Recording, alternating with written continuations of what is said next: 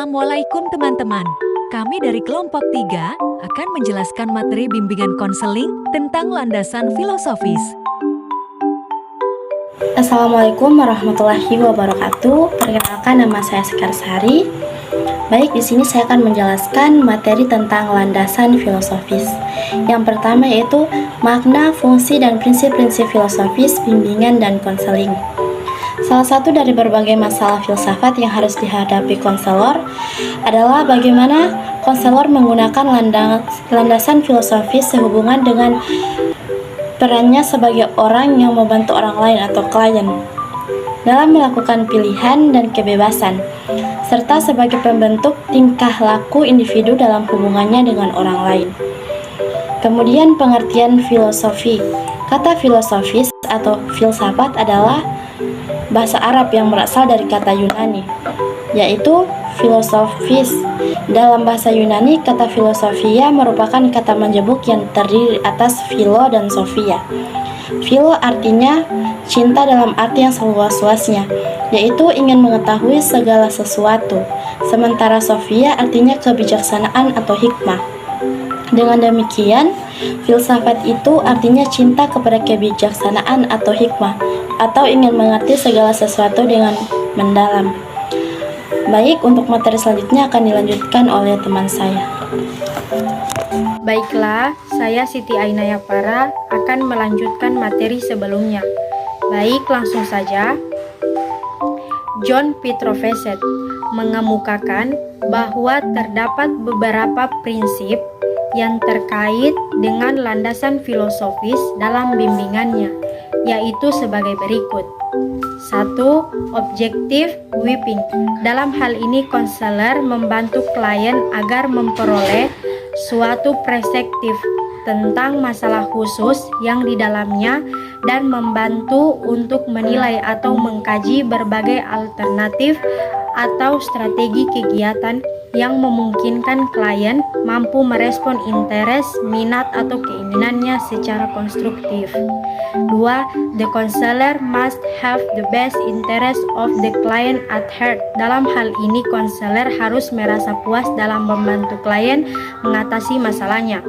Konselor menggunakan keterampilannya untuk membantu klien dalam upaya mengembangkan keterampilan klien dalam mengatasi masalah atau coping dan keterampilan hidupnya. Baik, sekian materi dari saya. Selanjutnya akan dilanjutkan oleh teman saya. Baik, saya akan melanjutkan materinya. 2. Hakikat manusia. A. Hakikat manusia menurut Sigmund Freud adalah sebagai berikut. 1. Manusia pada dasarnya bersifat pesimistik, defimistik, mekanistik, dan reduktistik. 2. Manusia deterministik oleh kekuatan-kekuatan irasional, motivasi tak sadar, dorongan-dorongan biologis, dan pengalaman masa kecil. 3.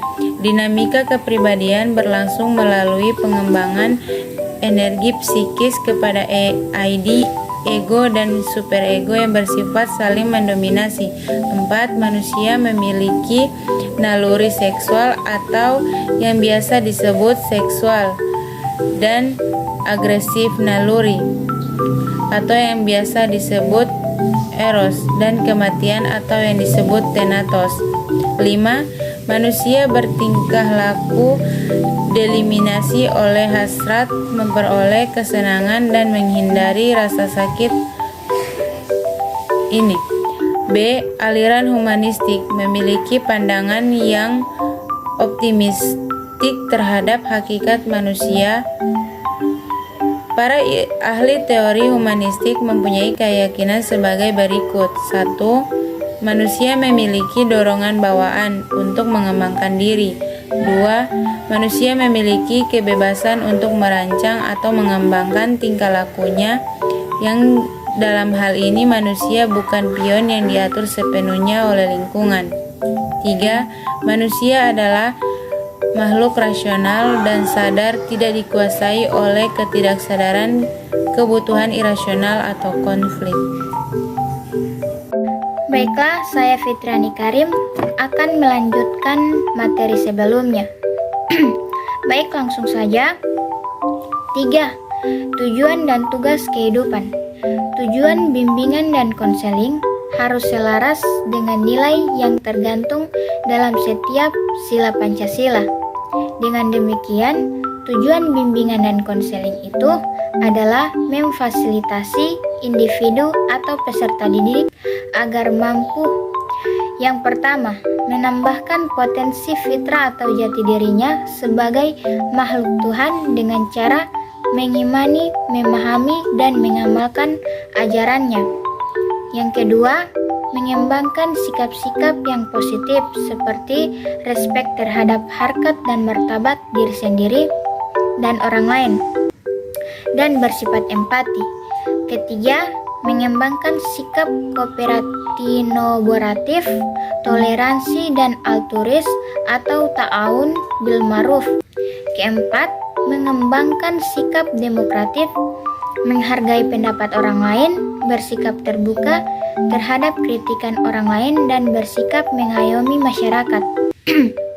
Dan yang kelima, mengembangkan kesadaran untuk membangun bangsa dan negara dan kesejahteraan dan keadilan dalam berbagai aspek kehidupan atau ekonomi, hukum, pendidikan, dan pekerjaan. Baik, sekian materi dari saya. Selanjutnya akan dilanjutkan oleh teman saya. Perkenalkan, nama saya Fitriani Noho. Saya akan menyambung materi yang selanjutnya. Ciri-ciri hidup sehat sepanjang hayat itu ditandai dengan 5 kategori tugas kehidupan, yaitu sebagai berikut. Spiritualitas. Dalam kategori ini terdapat agama sebagai sumber inti bagi kehidupan sehat. Dimensi lain dari aspek spiritualitas ini ada: 1. Kemampuan memberikan makna kepada kehidupan. Yang kedua, optimis terhadap kejadian-kejadian yang akan datang. Dan yang ketiga, diterapkannya nilai-nilai dalam hubungan orang serta dalam pengambilan keputusan. Yang kedua, pengaturan diri. Seseorang yang mengamalkan kehidupan sehat, pada dirinya terdapat ciri-ciri. Yang pertama, rasa diri berguna. Yang kedua, pengendalian diri. Yang ketiga, pandangan realistis. Yang keempat, spontanitas dan kepekaan. Yang kelima, kemampuan rekayasa intelektual. Yang keenam, pemecahan masalah. Yang ketujuh, kreatif. Yang kedelapan, kemampuan berhumor. Dan yang kesembilan, kebugaran jasmani dan kebiasaan hidup sehat. Baik, yang ketiga, bekerja. Dengan bekerja, seseorang akan memperoleh keuntungan ekonomi atau terpenuhinya kebutuhan sandang, pangan, dan papan. Psikologis, rasa percaya diri dan perwujudan diri, dan sosial, status, dan persahabatan. Yang keempat, persahabatan. Persahabatan merupakan hubungan sosial baik antar individu maupun dalam masyarakat secara lebih luas yang tidak melibatkan unsur-unsur perkawinan dan keterikatan ekonomi. Persahabatan ini memberikan 3 keutamaan kepada hidup yang sehat, yaitu 1. Dukungan emosional. Yang kedua, dukungan material. Yang ketiga, dukungan informasi. Yang kelima, cinta dengan cinta. Dengan cinta, hubungan seseorang dengan orang lain cenderung menjadi amat intim, saling mempercayai, saling terbuka, saling bekerja sama, dan saling memberikan komitmen. Dan teman merupakan 3 pilar paling utama bagi keseluruhan penciptaan kebahagiaan manusia, baik laki-laki maupun perempuan. Perkawinan ada persahabatan secara signifikan berkontribusikan pada kebahagiaan hidup. Sekian dari saya. Perkenalkan, nama saya Sekar Sari. Saya akan melanjutkan materi dari teman saya, yaitu yang ketiga, bekerja. Dengan bekerja, seseorang akan memperoleh keuntungan ekonomis, yaitu terpenuhinya kebutuhan sandang, pangan, dan papan. Keuntungan psikologis yaitu rasa percaya diri dan perwujudan diri, dan sosial yaitu status dan persahabatan. Yang keempat yaitu persahabatan. Persahabatan merupakan hubungan sosial baik antar individu maupun dalam masyarakat secara lebih luas yang tidak melibatkan perkawinan atau keterikatan ekonomis. Persahabatan ini memberikan 3 keutamaan kepada hidup yang sehat. Yang pertama, dukungan emosional, yang kedua, dukungan material, dan yang ketiga itu dukungan informasi.